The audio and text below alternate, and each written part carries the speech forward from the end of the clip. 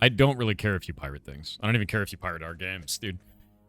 Piracy is a issue of economics, not an issue of people being dicks, right? It is an issue because either a game is too expensive, especially in regional pricing, which is why I always am an advocate of doing regional pricing appropriately, especially for countries like Canada, Australia, Brazil, Poland, New Zealand, countries that get left behind in terms of economic pricing for that shit.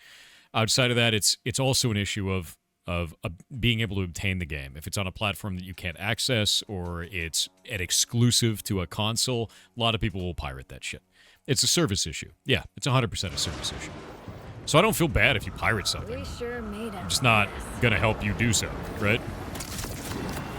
Which is weird because, like, some people try to say that I'm, like, anti-pirate. I'm like, no, it's just not that big of a deal, right?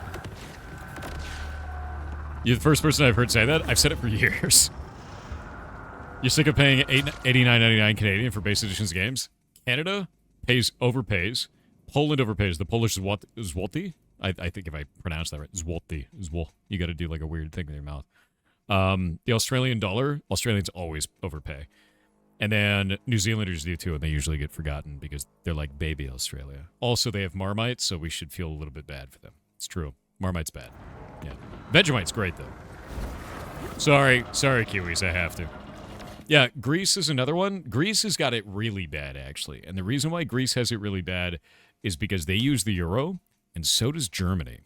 And the standard of living between those two countries is very different in terms of how much you can make, but they both use the euro to buy games on Steam. Which sucks. For Greece. Yeah. Yep.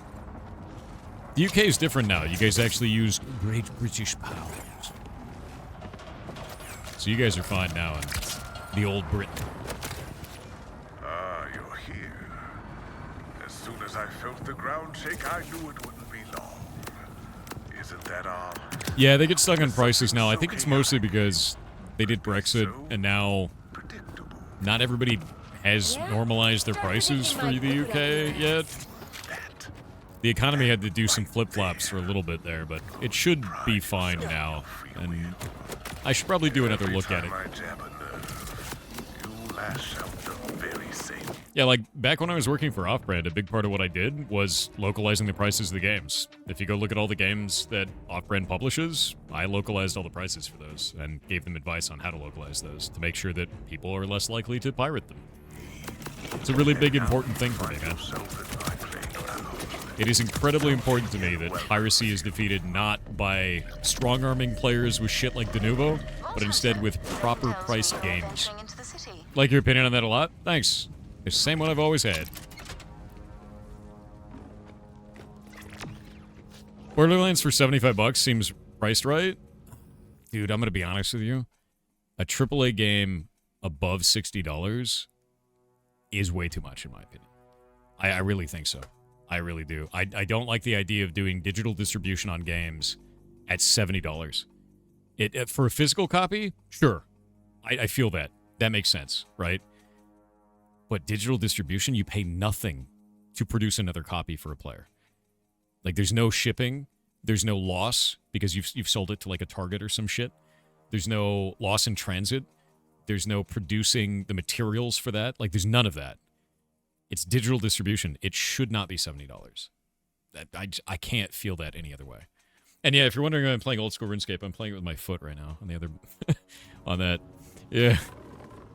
Steam's cut? No, the Steam cut is only 30%. And here's something that's really important. It's not 30%. As weird as that is. Steam's cut is only taken from copies that are sold on Steam. If you produce Steam keys and you sell them through like Humble Bundle or through deals or through other locations, it's 0%. Yeah, they take nothing because they are hoping that you sell that key to a person who was not a Steam user before and they become a Steam user, and this is called a loss leader. They do that to get new customers onto Steam. So they actually take 0% if you sell Steam keys. And that's by design. That is important. They want that to happen.